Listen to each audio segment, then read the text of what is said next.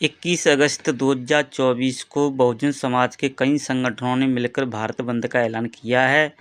भारत बंद करने का सबसे बड़ा जो कारण बताया गया है कि SC/ST वर्गीकरण के फैसले पर जो सुप्रीम कोर्ट ने जो फैसला दिया है, उसमें आरक्षण से वंचित करने का षड्यंत्र रचा गया है, ऐसा बहुजन समाज के संगठनों का मानना है।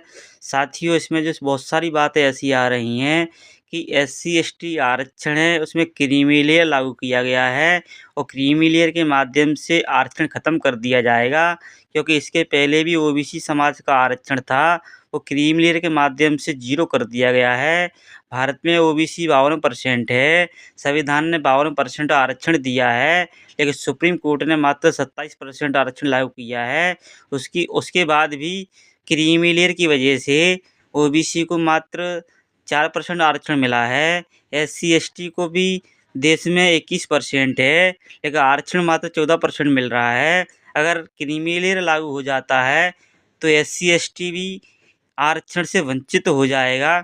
इसके अलावा जो लेटरल एंट्री की जा रही है, IAS अधिकारी अब सीधे बनाए जाएंगे, परीक्षा नहीं ली जाएंगी उनकी। इस प्रकार से आज के समय में मोदी सरकार है, वह SC/ST OBC को आरक्षण से वंचित करना चाहती है।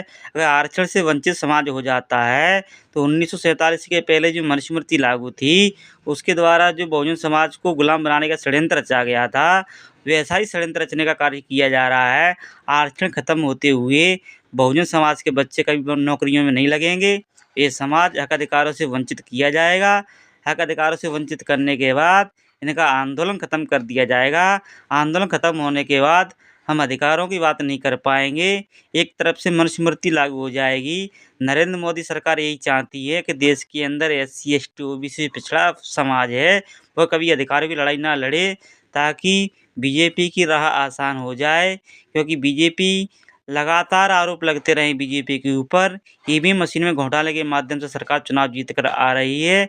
इसके अलावा ये जो कड़े-कड़े फैसले, जो बड़े विरोधी फैसले लिए हैं SC/ST OBC समाज के विरोध में, उसका सबसे बड़ा कारण ये है, आज बीजेपी को अपने वोटरों की चिंता नहीं है, क्योंकि उनके पास में EVM मशीन है।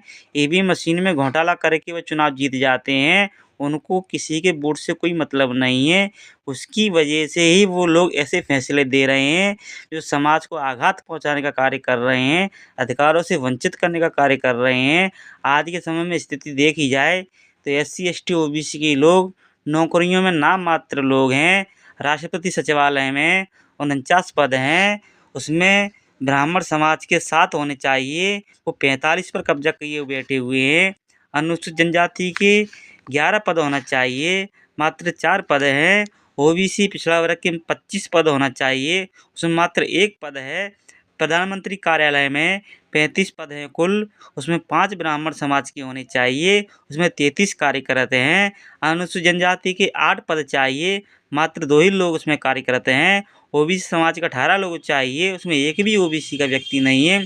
आप देखेंगे ऊंचे लेवल पर जहां देश को चलाया जाता है, उन संस्थाओं में SC/ST OBC भागीदारी नगण्य है, उसमें कुछ भी नहीं है उनके हिस्सेदारी। साथियों, देश पर एक तरफ से कब्जा हो चुका है। हम हक अधिकारों की बात करते हैं तो हमको देशद्रोही बताया जाता है, हमको गद्दार बताया जाता है।